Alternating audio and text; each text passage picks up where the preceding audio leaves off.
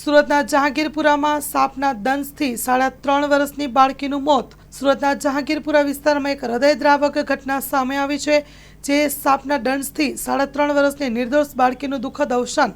માહિતી મુજબ મહેક ઠાકોર નામની બાળકી પર રાત્રિના અંદાજે 1 વાગ્યે સાપ અચાનક હુમલો કર્યો હતો।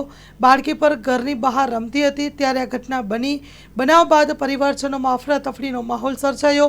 બાળકીને તાત્કાલિક નજીકની હોસ્પિટલમાં સારવાર માટે ખસેડવામાં આવી। ડોક્ટરો દ્વારા તાત્કાલિક સારવાર આપવામાં આવી, જોકે તમામ પ્રયત્નો છતાં પણ બાળકીનું જીવન બચાવી શકાયું નહીં। તબીબોએ તેને મૃત જાહેર કરી હતી। મૃતક બાળકીના માતાનું નામ મેઘનાબેન હોવાનું જાણવા મળ્યું છે। આ દુર્ઘટનાને પરિવારજનોના ગાઢ આઘાતમાં મૂકી દીધા છે। Story report by Bhavesh Trivedi, Surat. મેઘનાબેન એ સાહેબ સાંજે અમે સૂતા હતા અને છોકરીને સાંજે 1 વાગે સાફ કરી દીધો। ત્યાં જહાંગીરપુરા બ્રિજ છે, ત્યાં બેઠા અમે 3 માં દીકરી હતા। મેં મારી છોકરી નાની 3 વર્ષની અને મારી મમ્મી, એ મારી છોકરીનું નામ મહેક હતું।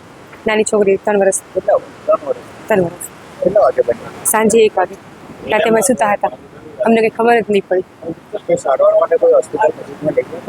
હા સાહેબ લઈ ગયા હતા, સિવિલમાં અહીંયા લાવ્યા હતા, ત્યાં જોબ થઈ ગઈ।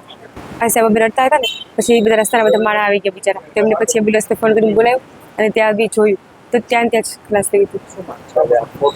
મારું મેઘનાબેન।